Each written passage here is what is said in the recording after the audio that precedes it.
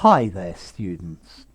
A baptism of fire or a baptism by fire. You can use both of them. Okay, this means a very difficult first experience of something. Okay, so the first time you do it, and it's suddenly really a really intense experience, a very difficult introduction to a new job or a new activity. I think this is particularly applicable to jobs. So it was my first day on the job, and there were thousands of people coming to the company to complain. It was a real baptism of fire.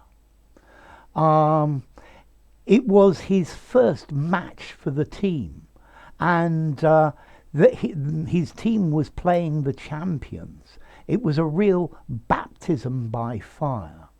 Okay, so your first introduction to something, and you have to cope with many severe obstacles, many severe difficulties. Okay, the first time that you do something, and it's really very hard. They also use this in the army, as in the first time that new soldiers are under fire, that somebody's really shooting at them, or they are in combat. Yeah. You can also use it in a religious context, as in to be given the gift of the Holy Ghost. But let's see, baptism of fire. This normally means your first day or your first couple of days are in something new, are incredibly difficult. Yeah, something that you have to endure. Yes, I thought today was my first day was going to be easy, and they were going to just explain what happened to me. But lots of people didn't turn up to work today because they were ill, and it was a real baptism by fire. Yeah, you could also use this baptism by fire to talk about a rite of passage, yeah, to survive an ordeal or some sort of crisis. So yes, new people get a real baptism of fire because they get so little training. Yeah, it's like to throw someone in at the deep end. Yeah, they really threw me in at the deep end. This is a synonym of a baptism of fire. Okay, so I'm sure we can all think of a job where we started with a baptism of fire.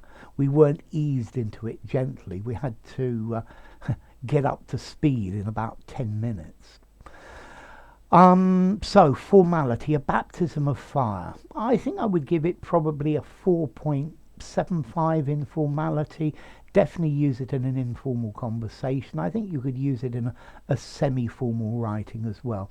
I think something very formal, I would use something like a very difficult initiation or something like that. And then as to origin, I think this is a translation into English from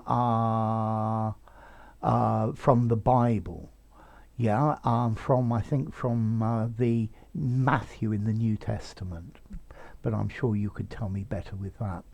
Okay, so a baptism of fire, a very difficult first day, problems that you need to endure when you start something new, particularly a new job.